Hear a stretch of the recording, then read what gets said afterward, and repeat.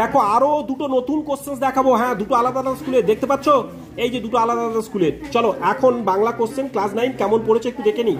দেখো প্রশ্নগুলো লক্ষ্য করো, এটা কিন্তু খুব সুন্দর সুন্দর প্রশ্ন প্যাটার্ন ছিল। পরের পেজে আসছি আমরা, দেখো এখানে লক্ষ্য করো, দেখো কুমিশ কি, সেই পুরনো প্রশ্ন। আবার দেখো কারা কেন ইলিয়াসকে ঈর্ষা করতো, খুব সুন্দর সুন্দর প্রশ্ন, সহজ কোশ্চেন প্যাটার্ন।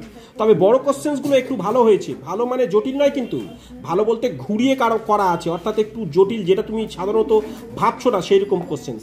দেখো পরের পেজে আসছি, দেখো রচনা কি পড়েছে লক্ষ্য করো, পরিবেশ দূষণ তার প্রতিকার, স্বর্ণপর্ণী উপর থেকে দেখো কোনটা পড়েছে, ভাব সরসরণ এবং গল্প। এবং দেখো আরো একটা সেট আমি তোমাদের দেখাচ্ছি, এখানে দেখো যেটা নতুন এই বছরের কোশ্চেন্স। দেখো স্ক্রিনশট নাও, নিয়ে তোমরা করার চেষ্টা করো, তাহলে এগুলো আমি একদম সময় পাচ্ছি না যে তোমাদের এগুলো উত্তর করে দেওয়ার।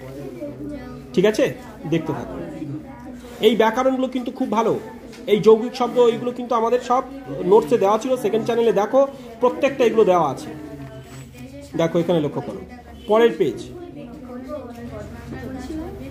এই যে এখান থেকে হিমালয় দর্শন থেকে যে কটা কোশ্চেন্স পড়েছে সবার জন্য এরকম ঘুরিয়ে আসবে। কিন্তু অনেকে ভাবছো হয়তো হিমালয় ভুটিয়ানিদের পরিচয় দাও বা তাদের জীবনযাত্রা ওইটাই সহজ পড়বে, এরকম নয়। এখান থেকে যে প্রশ্নগুলো দিয়েছে এগুলো কিন্তু ইম্পর্টেন্ট, সেগুলো তোমরা প্র্যাকটিস করো ভালো করে।